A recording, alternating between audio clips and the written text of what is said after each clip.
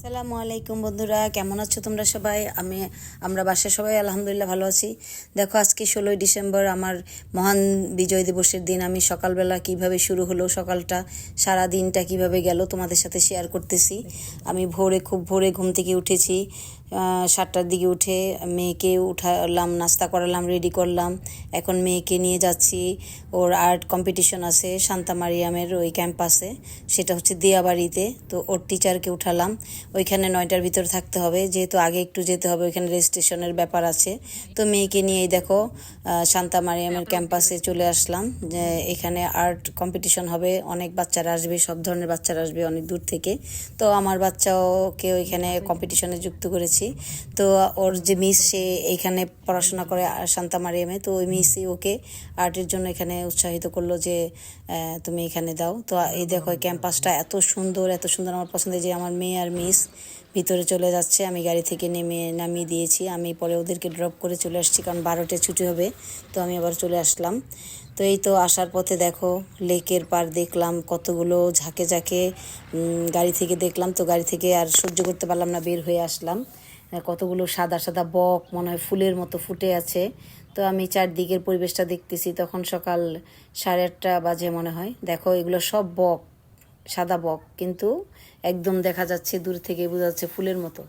তো আমি লেক পারে একটু কিছুক্ষণ হাঁটাহাঁটি করে ছবি টবি তুলে চলে আসলাম 7 নম্বর পার্কে, উত্তরা 7 নম্বর পার্কে। এখানে আমার হাজব্যান্ড কল করেছে আসার জন্য। আজকে তাদের ক্লাবের সব সদস্যরা মিলে পিঠা উৎসব করেছে এখানে।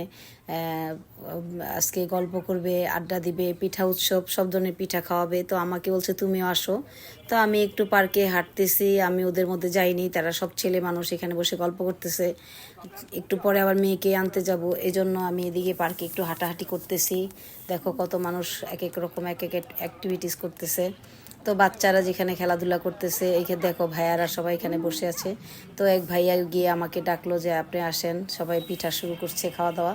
তো আমি আরেক ভাইয়ার বাচ্চারা গিয়েছিল, তাদের সাথে বসে পিঠা খাচ্ছি। দেখো, এই তো কত রকমের পিঠা, নানান রকমের পিঠা দিয়েছে। তো পিঠা উৎসবে গেলাম, তো পিঠা খেলাম, খুবই ভালো লাগলো।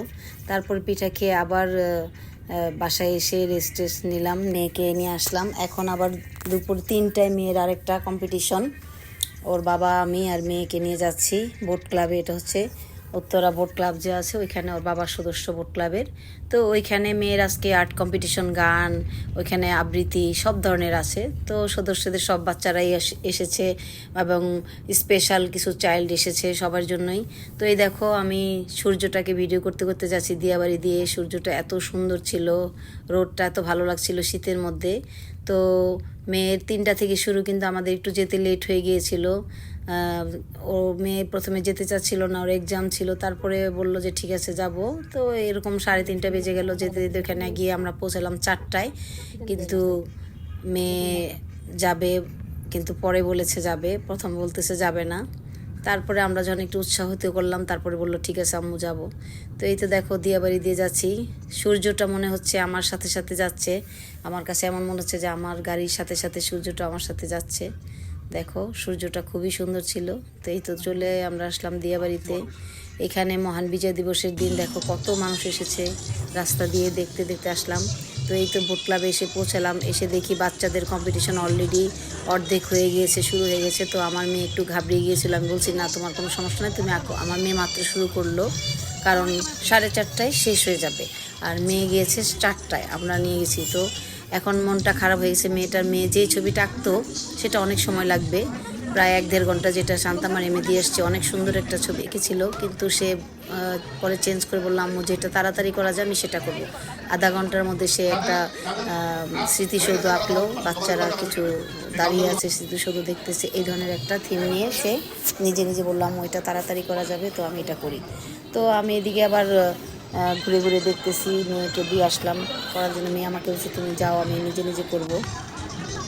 তারপরে তো মেয়ে করতেছে, স্মৃতিসৌধ আর্ট করতেছে। তো আমি আবার ওইখানে যে ভাইয়াটা ছিল তাদেরকে একটু বললাম, ভাইয়া আমার মেয়ে তো সবার লাস্টে এসেছে, আধা ঘন্টা এসে 2 ঘন্টাটা কীভাবে কভার করবে। বলতেছে না ঠিক আছে, ওর জন্য আর 10-20 মিনিট বাড়িয়ে দেবো। তো 20 মিনিট বাড়িয়ে দিয়েছিল।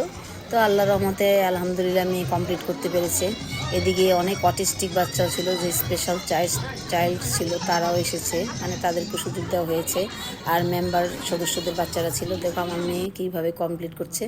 তো আমি এদিকে একটু ঘোরাঘুরি করে বারান্দায় আসলাম, বোট ক্লাবের বারান্দা থেকে।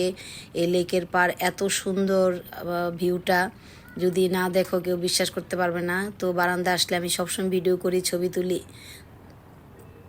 সূর্যটাও দেখো কি সুন্দর হয়ে আছে। বোট ক্লাবের এই বারান্দায় দাঁড়িয়ে দেখো আমি সূর্যটা উপভোগ করছি, রোদটা উপভোগ করছি। তারপরে এদিকে স্ন্যাক্সের কিছু আইটেম রেখেছে। এর আগে বাচ্চাদের প্যাকেট দিয়েছিল বাচ্চাদের খাওয়ার জন্য। তো এই দেখো স্ন্যাক্স আইটেমগুলো আমি নিয়ে এসেছি মিমুর জন্য, আমার জন্য। এখানে আর্ট কম্পিটিশন শেষ হয়ে এখন শুরু হয়ে গেছে তোমার গান আবৃত্তি। তো আমার মেয়ে আর কিছুই দিল না, কালকে ওর 2টা এক্সাম। তো আমরা বলছি চলে যাই, আবার রাতে আমাদের বিয়ের দাওয়াত আছে।